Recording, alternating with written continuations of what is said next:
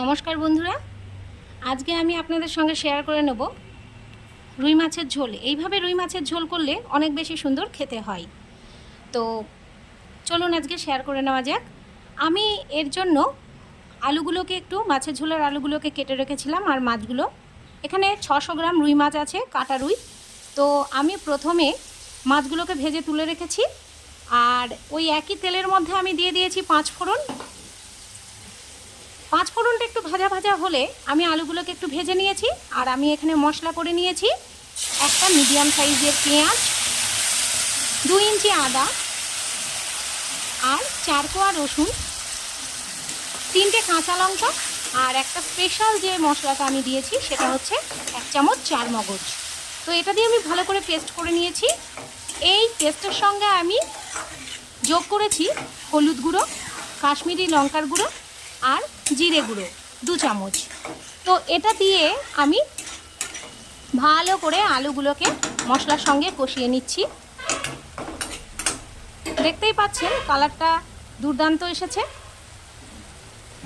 এইবার আমি অপেক্ষায় থাকবো যে কতক্ষণে তেল ছাড়বে, কারণ যত কষানো যাবে তত তেলটা ছাড়বে। আমি একটু দিয়ে দিচ্ছি সামান্য পরিমাণে লবণ, কষানোর সঙ্গে একটু সামান্য দিয়ে দিচ্ছি চিনি। মশলা ধোয়া জলটা আমি বাটিটা একটু ধুয়ে জল দিয়ে দিলাম, তাতে মশলাটা লেগেও যাবে না আর স্মুথ থাকবে। দেখুন কষানো হয়ে গেছে, তেলটা অনেকটাই ছেড়ে দিয়েছে।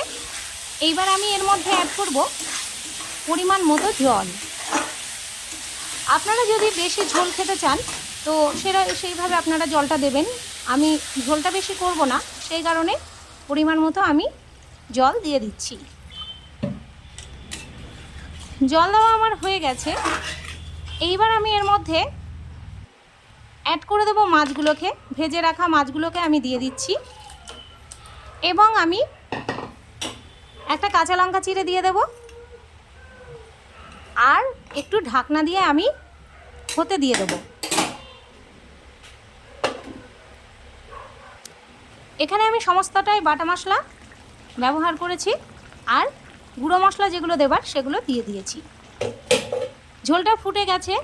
এবার আমি এর ভিতরে অ্যাড করব শাহি গরম মশলা 1 চামচ। আলুটাও এদিকে সেদ্ধ হয়ে গেছে একদম। ঝোলের রঙটাও খুব সুন্দর এসছে।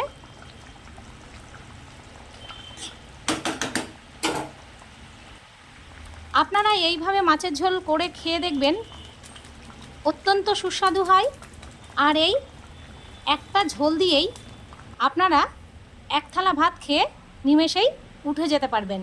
দেখুন কালারটা যতটা সুন্দর হয়েছে, খেতেও ততটা সুন্দর হয়েছিল। আপনারা অবশ্যই ট্রাই করবেন বন্ধুরা। আর আপনাদের ভিডিওটি কেমন লাগছে আপনারা অবশ্যই জানাবেন, কমেন্ট করে আপনারা অবশ্যই জানাবেন। এরকম ভিডিও দেখার জন্য আপনাদের আরও অনুরোধ রইল। এর জন্য আপনারা পেজটিকে লাইক, ফলো, কমেন্ট করবেন।